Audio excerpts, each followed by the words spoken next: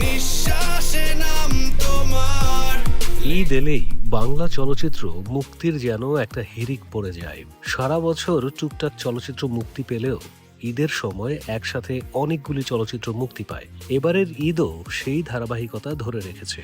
এবারের ঈদে মুক্তি পেয়েছে ছয়টি চলচ্চিত্র, যার মধ্যে অন্যতম মেগাস্টার শাকিব খানের বরবাদ। কেমন ব্যবসা করছে বরবাদ, চলুন দেখে আসা যাক এক নজরে। তোমায় না পেলে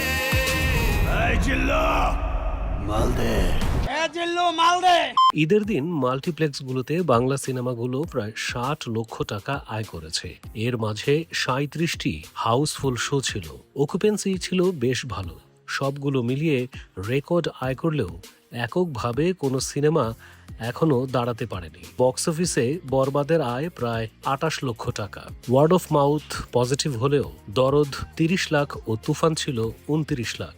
এদিকে বরবাদের প্রায় সবগুলি শোই হাউসফুল যাচ্ছে। স্বভাবত আয়ও বেড়েছে। তবে প্রযোজক কর্তৃপক্ষ আনুষ্ঠানিকভাবে এখনো এ বিষয়ে মুখ খুলেনি।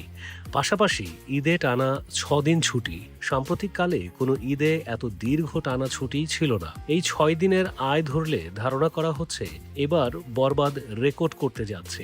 এই ছবি 100 কোটি টাকা আয় করবে, 100 কোটি টাকা। শাকিব খানের ক্যারিয়ারের সবচেয়ে সেরা মুভি। গত কয়েক বছরের রোজার ঈদের সাথে তুলনা করলে সিনেমাগুলো খুব ভালো ওপেনিং পেয়েছে এবারের ঈদে। গত বছর রাজকুমার মাত্র 12 লাখ টাকা ওপেনিং দিয়েছিল, যা ছাড়িয়ে গিয়েছে বরবাদ ও দাগি দুটো চলচ্চিত্রই। চলচ্চিত্র প্রযোজক পরিবেশক সমিতির তথ্য মতে দেশে নিয়মিত অনিয়মিত সব মিলিয়ে প্রেক্ষাগৃহের সংখ্যা এই মুহূর্তে 170 থেকে 180টি মাত্র।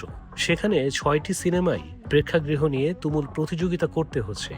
সিনেমা হলের সংখ্যা যদি বাড়ানো যায় তাহলে সিনেমার আয় আরো বহু গুণ বেড়ে যাবে। তবে সার্বিক বিবেচনায় এখন পর্যন্ত বরবাদ সবাইকে ছাড়িয়ে ব্যবসার দিক দিয়ে।